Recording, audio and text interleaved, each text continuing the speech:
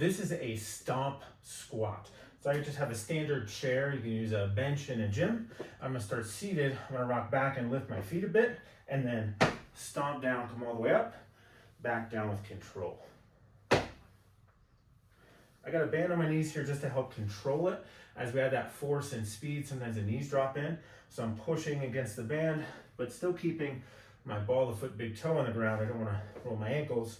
Lifting up, little brace to the core, get my arms involved, all the way up, back down. So I'm getting force into the floor, up faster, down slower.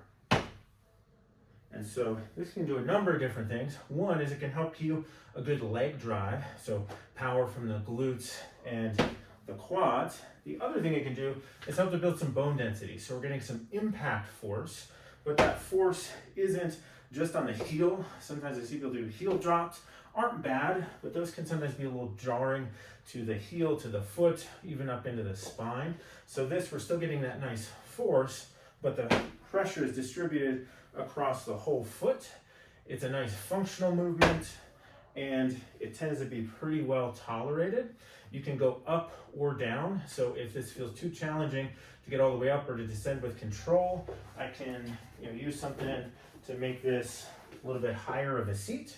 Still get that good impact force, but touch easier. I could maybe go from a lower surface. If I had one, I wanted to make it more challenging.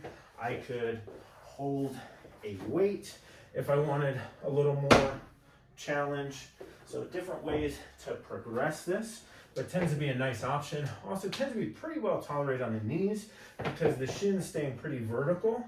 So we're getting some good quad work, but there's not a lot of tension force on the front of the knee as we work through this. So the old paradigm for a lot of things was that force was a bad thing for the body. We're now finding research says it's the exact opposite. Appropriately applied force and resistance is great for the muscles, great for the bones, joints, cartilage, and can be very beneficial and can contribute to a healing response or to building bone density, building joint health. Of course, we don't want to work through significant pain.